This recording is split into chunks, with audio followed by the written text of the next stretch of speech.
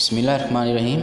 Students, آج ہم پڑھیں گے قرآن و سنت کی روشنی میں خواتین کے حقوق۔ کلاس اسلام دین فطرت ہے اور مکمل ضابطہ حیات ہے۔ اسلام نہ صرف روزہ اور زکوٰۃ کی تعلیم دیتا ہے بلکہ انسانی حقوق کو بھی بیان کرتا ہے۔ اگر ہم قرآن مجید کی تعلیمات پر غور کریں تو قرآن مجید نے بنیادی حقوق کے لحاظ سے عورت اور مرد کے حقوق میں کہیں بھی تفریق نہیں کی، کیونکہ دونوں مرد اور عورت حضرت آدم علیہ السلام کی اولاد ہیں۔ اس لیے مرد اور عورت کے درمیان حقوق کے اعتبار سے کوئی تفریق نہیں ہے۔ قرآن مجید نے بے شمار مقامات پر عورت کے حقوق کو بیان کیا ہے اور اس کا تعین بھی کیا ہے۔ ہم ان میں سے چند آیات کا جائزہ لیں گے اور اس کے ساتھ ساتھ کچھ حدیث بھی پڑھیں گے۔ سب سے پہلے ہے قرآن مجید کی روشنی میں عورتوں کے حقوق۔ اللہ تعالیٰ نے قرآن مجید میں فرمایا، لوگو اپنے پروردگار سے ڈرو جس نے تم جان سے پیدا کیا، یعنی اول اس سے اس کا جوڑا بنایا، پھر ان دونوں سے کثرت سے مرد اور عورت پیدا کر کے روئے زمین پر پھیلا دیے۔ اس لیے اسلام ہر قسم کی جو نسوانی تشدد کی مذمت کرتا ہے، اور اسلام نے خواتین کو حکومت، سیاست، لیڈرشپ، انتظامات اور مشاورت سمیت زندگی کے تمام شعبوں میں اہم ذمہ داریاں سونپی ہیں۔ تو یہاں پر ہمارا ایک شارٹ کویسچن بھی ہوگا کہ اسلام نے خواتین کو کن کن شعبوں میں اہم ذمہ داریاں دی ہیں، تو یہ میں نے بتا بھی دی ہیں اور یہ اس کے ساتھ میں نے انڈر لائن بھی کر دی ہیں، ہائی لائٹ بھی کر دی ہیں۔ اس کے بعد ہے قرآن مجید نے ایک اور مقام پر فرمایا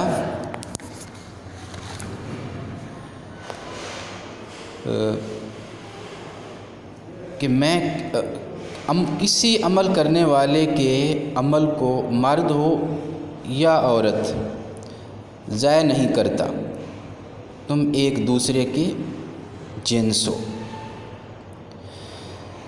اسی طرح اللہ تعالیٰ کے ہاں مرد اور عورت کا جو رتبہ ہے اس میں بھی کوئی تفریق نہیں ہے۔ اللہ تعالیٰ نے قرآن مجید میں فرمایا سورۃ آل عمران میں کہ جو شخص نیک اعمال کرے گا، وہ مرد ہو یا عورت، اگر وہ مومن ہوگا تو ہم اس کو دنیا میں اور آخرت کی زندگی سے آرام کی زندگی سے زندہ رکھیں گے اور آخرت میں ان کے اعمال کا نہایت اچھا صلہ دیں گے۔ اگر ہم اسلام سے قبل دور جاہلیت کی طرف دیکھتے ہیں تو عرب کا جو جاہل معاشرہ تھا اس میں عورت کو زندہ رہنے کا حق بھی نہیں تھا۔ پیدا ہوتے ہی بچیوں کو زندہ درگور کر دیا جاتا تھا، اس لیے کہ کوئی شخص ہمارا داماد نہ بن جائے، اور اسلام نے عورت کی عزت اور حرمت کی حفاظت کی ہے اور عورت کو زندہ دفنانے کی جو جاہلانہ رسم تھی اس کو ختم کیا ہے۔ اسلام نے عورتوں اور مردوں کے مساوی حقوق بھی دیے ہیں اور عورت کی حیثیت جو ہے اس کو بھی مستحکم کیا ہے۔ یہاں پر ایک سوال بھی آتا ہے کہ دور جاہلیت میں لڑکیوں کے ساتھ کیا سلوک کیا جاتا تھا، تو یہ ہائی لائٹ میں نے کیا ہوا ہے۔ اس عرب معاشرے میں اسلام کی آمد سے پہلے دور جاہلیت میں لڑکی پیدا ہونے سے اسے زندہ درگور کر دیا جاتا تھا۔ اس کے بعد ہے عورت کے حقوق۔ اسلام نے عورت کو مساوی حقوق، عزت کا تحفظ، اس کے ساتھ ساتھ وراثت میں حصہ، حق مہر، خلا کا حق، تعلیم و تربیت کا حق، علیحدگی کی صورت میں اولاد رکھنے کا حق، رائے دہی کا حق، مشاورت کا حق عطا کیا ہے۔ اگر عورت کے پاس روزگار ہو تب بھی اسلام نے یہ نہیں کہا کہ وہ اولاد کی کفالت کرے، یہ ذمہ داری والد کی ہے۔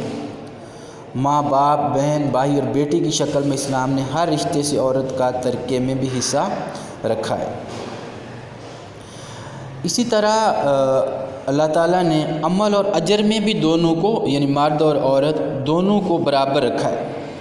اسلام میں عمل اور اجر مرد اور عورت مساوی ہیں۔ قرآن پاک میں اللہ تعالیٰ نے فرمایا، مردوں کو ان کاموں کا ثواب ہے جو انہوں نے کیے، اور عورتوں کو ان کاموں کا ثواب ہے جو انہوں نے کیے، اللہ تعالیٰ سے اس کا فضل و کرم مانگتے رہو۔ اور یہ بھی فرمایا جو شخص نیک عمل کرے گا وہ مرد ہو یا عورت، جبکہ وہ صاحب ایمان بھی ہو، تب بھی ایسے بہشت میں داخل ہوں گے ان کی تل برابر بھی حق تلفی نہیں کی جائے گی۔ قرآن کی روشنی میں ہمارا ٹاپک یہیں پہ ختم ہوتا ہے۔ ڈائری ہوگی قرآن کی روشنی میں عورتوں کے حقوق بیان کریں۔ اوکے، اللہ حافظ۔